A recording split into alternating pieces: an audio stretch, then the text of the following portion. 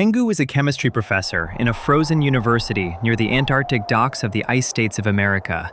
He earns just enough coin to survive winter. His lectures are not legendary. Students stare. Some blink slowly. One falls asleep. Pengu checks his bank account. It's not empty. It's worse. It's stable. He wants more money. Not for fame. Just to stop counting coins before buying dinner. But before we start, let's add him a nice hat.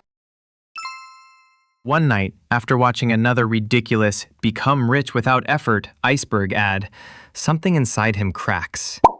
If fish are chemistry, then chemistry can improve fish. He locks himself in the lab after hours. Test tubes, fermented algae, concentrated krill extract. Something reacts. The tank glows, purple. He freezes, then smiles. First customers are curious dock workers. They try a small piece. Their eyes widen. The next day, they return with friends. They want more, and more, and more. Within a week, purple fish are circulating through half the harbor. Penguins start selling everything they have, just for another glowing bite. Pengu counts more coins in 1 week than he earned in a year teaching. He tells himself it's temporary, just until he saves enough. Then, the Antarctic Authority notices. Dock fights increase. Everything is on fire. They just banned selling it. Pengu is sitting on mountains of coins he cannot explain. He tries to deposit some. The bank clerk stares. "Where did this come from? You know that we don't accept dirty money, don't you?" He walks out, coins in a bag. He visits a SEAL lawyer known for solving cold problems.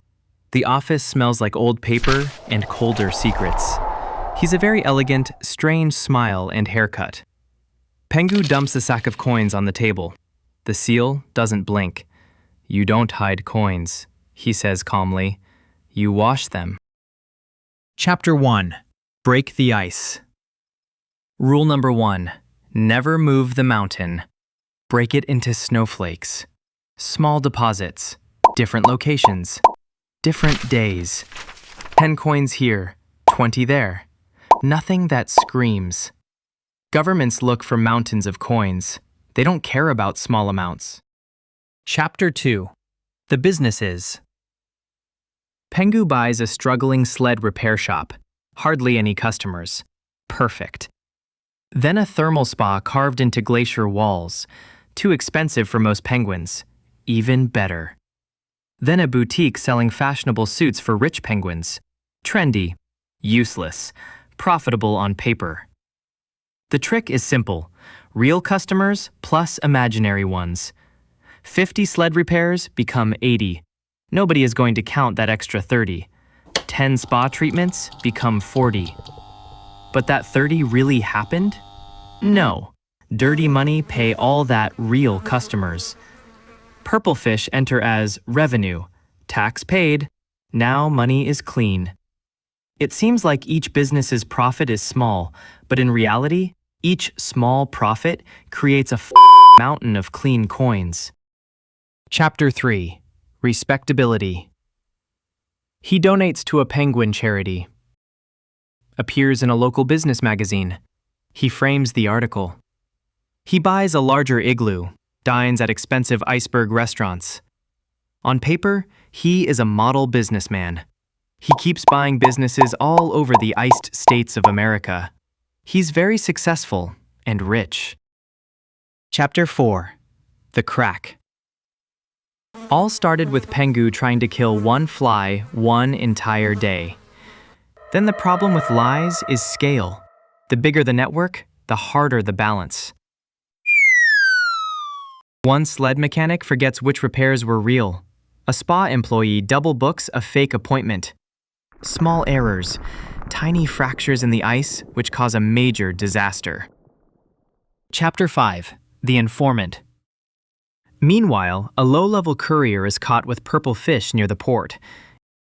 Interrogation room, bright light, perfect techniques. They ask him where the famous purple fish comes from. He cannot handle pressure.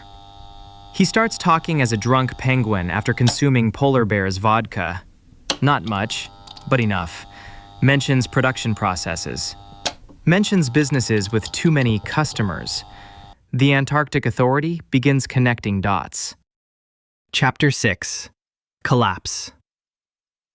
Pengu starts noticing it in small ways. The harbor feels different.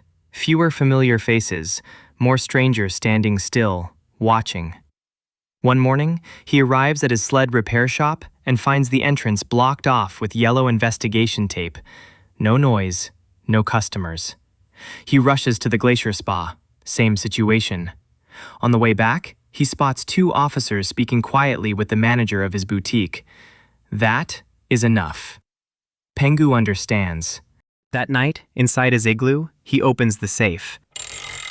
Stacks of clean, perfectly organized coins fill it. For the first time, they feel heavy instead of powerful. Then, a knock at the door. Helicopters, an army of police officers. Pengu closes his eyes. It's over. The empire did not explode. It simply melted. Final lesson. You can spread the money across businesses.